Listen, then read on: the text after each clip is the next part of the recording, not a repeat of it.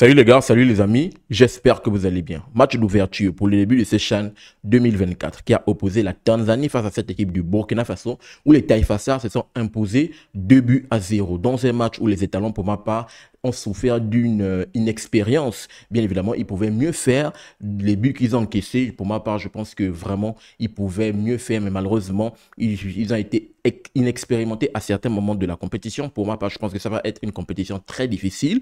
S'ils arrivent à sortir déjà de la tête de l'eau des phases de poule, déjà en commençant sur une défaite, s'ils arrivent à s'en sortir, ça va être vraiment quelque chose de bien.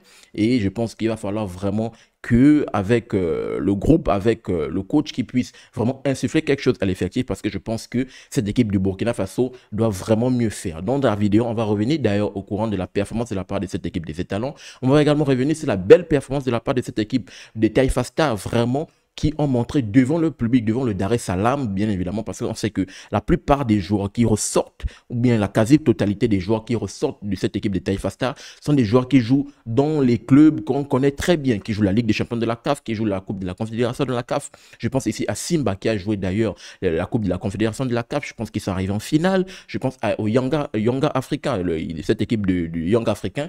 Eux également qui ont joué la Ligue des Champions de la CAF, malheureusement pour cette dernière édition qui s'est arrêtée malheureusement en phase de poule, mais ce sont des grands clubs du côté de la Tanzanie qui ressortent des joueurs très expérimentés, des joueurs, un gros vivier qui composent d'ailleurs cette équipe de la Tanzanie, parce que comme je l'ai rappelé, comme on sait très bien que ce CHAN, normalement, c'est pour mettre en avant, pour mettre en évidence les joueurs locaux. C'est une initiative qui a été avancée par Issa Hayatou. Et bien évidemment, on va voir ce que ça va donner. On va revenir au courant de la vidéo. D'ailleurs, on va revenir par rapport à ce match inaugural. Mais petite annonce très rapidement.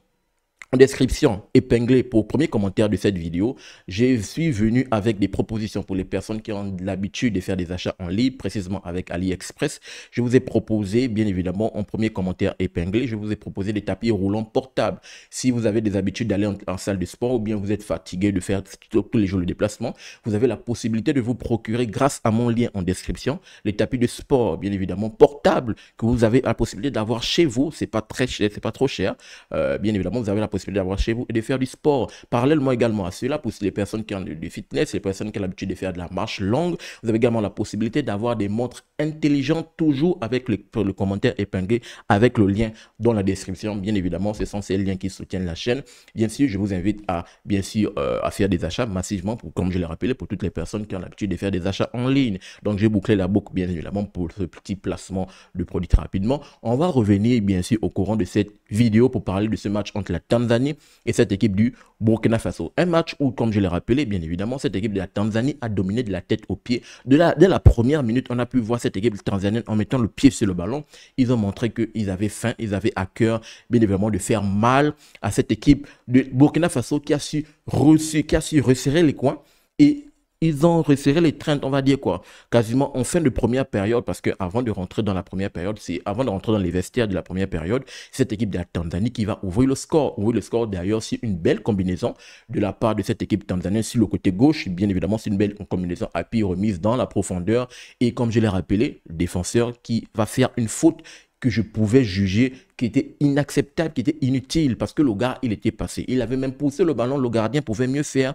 Mais comme je l'ai rappelé, les gars ne sont pas expérimentés. On a pu le voir démontrer au courant, bien évidemment, de la rencontre. Il va faire une faute complètement bête et stupide, qui va d'ailleurs apporter un penalty de la part de cette équipe de la Tanzanie. Et bien évidemment, ce penalty va être, on va dire, beaucoup discutable de la part des étalons. Pourquoi? Parce que de l'autre côté, dans la foulée, avant d'arriver, bien évidemment, à l'action qui a initié le penalty, il y a eu une faute. Bon, faute un peu trop, il y a eu, on va dire, il y a eu une collision entre le défenseur central de cette équipe de la Tanzanie et l'attaquant burkinabé. Malheureusement, l'arbitre, avec la VAR qui va plus parler dans l'oreillette, ne vont pas revenir sur l'action et va accorder le penalty à cette équipe de la Tanzanie. Ce penalty qui sera d'ailleurs transformé par l'attaquant numéro 9 de cette équipe de Taifa Stars et donner l'avantage en rentrant dans les vestiaires. Bien évidemment, au cours de la deuxième partie, cette équipe du Burkina Faso va essayer de se procurer des occasions pour essayer de sortir la tête de l'eau, voire aller chercher ce but égalisateur.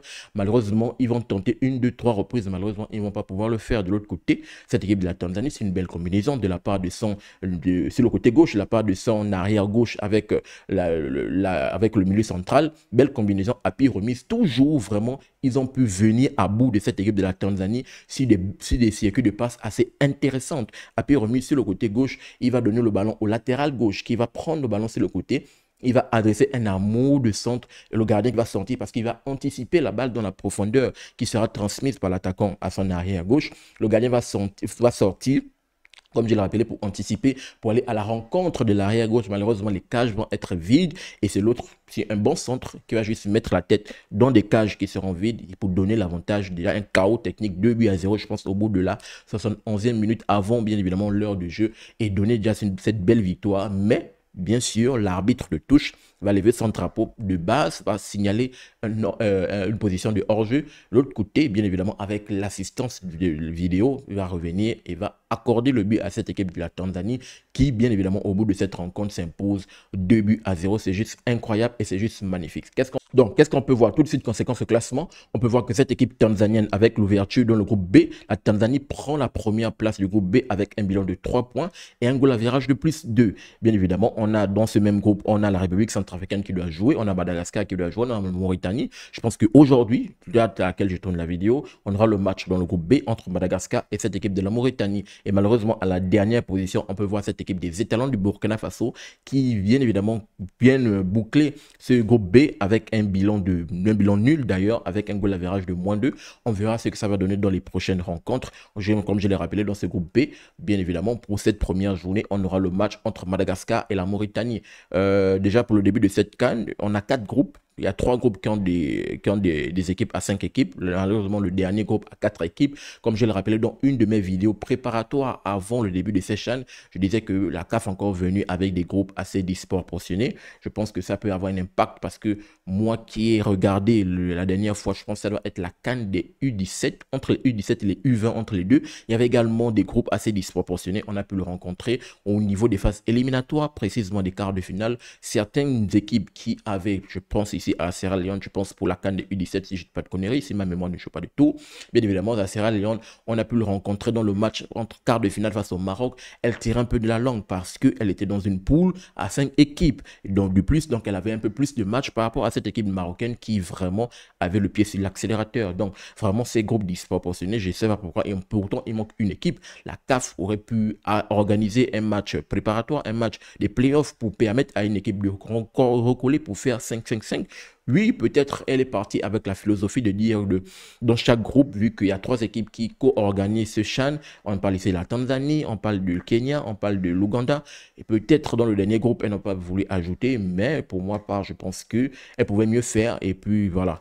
Donc, voici cette rencontre qui est inaugurale, bien évidemment, entre la Tanzanie et le Burkina Faso, et la Tanzanie s'impose 2-0. Donnez-moi votre tour dans les commentaires par rapport à ce match inaugural, comme j'ai pu le dire et le démontrer, pensez-vous que le Burkina Faso peut mieux faire, peut sortir la tête de l'eau, voire même sortir des phases de poule avec ce retour d'inexpérience qu'elle a pu observer? Ou pensez-vous que réellement c'est juste un premier match et la faute peut-être n'a pas de chance et elle pourra se relancer au courant des autres rencontres? De l'autre côté, qu'avez-vous pensé bien évidemment de la belle performance de la part de cette équipe des Taifa Stars, emmenée bien évidemment par ces joueurs qui jouent dans le championnat local, précisément entre le Simba et le Yanga et d'autres clubs tanzaniens? Je vous attends dans les commentaires pour avoir votre avis et votre opinion.